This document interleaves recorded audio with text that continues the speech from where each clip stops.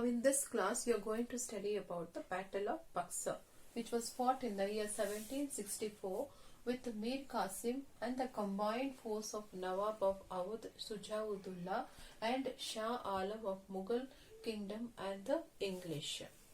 Okay, and you had learned that after the Battle of Plassey, Mir Jafar became the Nawab of Bengal, and he became tired of the payment, and the treasury had become empty. He had neither power as a ruler and also has a money in the treasury to maintain it. So after he failed to satisfy the need of the company officials and the company felt that Mir Jafar is an inefficient Nawab, and they brought him down. That is, he removed him and brought his nephew called as Mir Qasim as a Nawab of Bengal. So, Mir Qasim as a Nawab was an efficient administrator in the beginning. He remained loyal to the company and he paid 2 lakhs £2 to the company, and he also gave some places to the company to collect the taxes. Shortly, he declared himself as an independent ruler, but the corrupt British officials did not allow him to introduce any reform in the Bengal provinces. And even the Indian merchants have also lost their business, and also the treasury of the Bengal had also become empty. So Mir Qasim, what did he do? He thought he could not do anything for the people in the Bengal. So he decided to shift his capital from Bengal to Bihar, that is Patna. Okay. Then the British, there he decided to introduce a reform for the welfare of the people. But the British had got the exemption from the Mughal ruler, that is to trade in Bengal, Bihar and Orissa, and they started indulging in the activities in Bihar also. Okay, and and they also got the exemption from the taxes, and all the products of the export, that means whatever the products that they are going to export to the other country, they have to get the signature from the president of the Calcutta.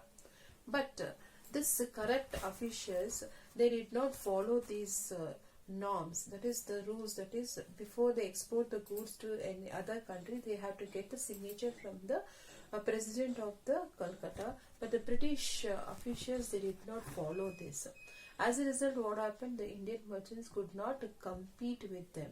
Okay, so now the Nawab pleaded, that is begged this president. So the Nawab pleaded with the Calcutta Council to put an end of this corruption, and he also waived, that means he removed the taxes on all the articles that the Indians that were going to export to the other country, so that the Indians also can carry on the business on the equal terms.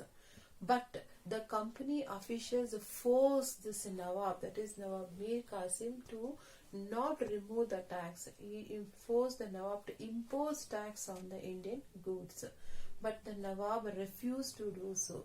So this became the causes for the Battle of Buxar. The company officials in Patna, they occupied Patna, that is Bihar, but the Nawab army recaptured it again, and they thrown the British officers out of the place.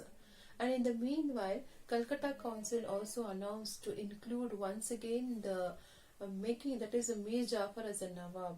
But Mir Qasim did not heed to this. It means he did not show any interest on these things.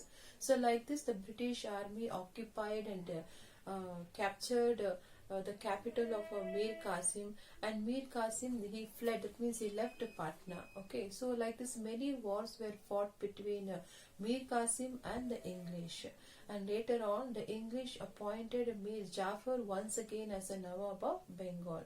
So for this, Mir Qasim did not quite sit quietly. Okay, so he signed a secret agreement. That means he entered into an agreement with the Sujaudullah, that is the Sujaudullah, the Nawab of Awadh, and Shah Alam II of the Mughal kingdom. Okay, so Mir Qasim and the combined force of Sujaudullah and Shah Alam, they met, that is they faced British at a place called as a Buxar in the 1764, and this is the called as a Battle of Buxar. Okay, so in 1764, Mir Qasim with the combined force of Shujaudullah, that is Nawab of Oudh, and Shah Alam II of Mughal Emperor, they faced British, and this is Battle of Buxar.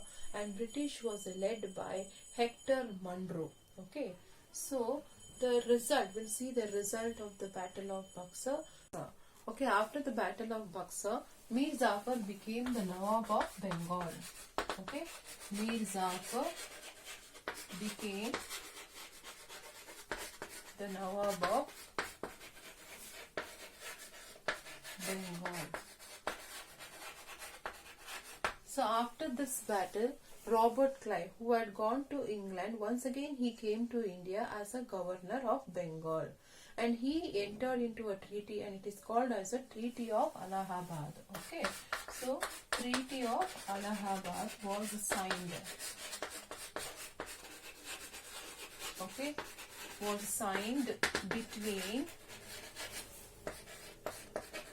Robert Clive, Shujaudullah, Nawab of Awadh, and Shah Alam, Mughal Emperor. Okay. So, Treaty of Allahabad was signed between Robert Clive and the Shujaudullah of Awadh and the Shah Alam of Mughal Emperor.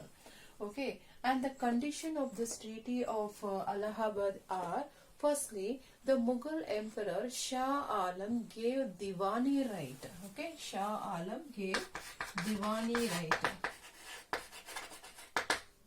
Okay, so what is this Diwani right? It is nothing but a right given to the British to trade. It means the right to trade. Okay, so the Britishers were given the right to collect the taxes from the Bengal, Bihar and Orissa. Okay, and the British also agreed to pay 26 lakhs of rupees for in return for the Diwani right that he got from the Mughals. Okay, and Nawab of Awadh, he has to pay a rupee of fine of 50 lakh for waging a war against the company. Okay, so Diwani means a right to collect the tax. Okay, so British got the right to collect tax in the province of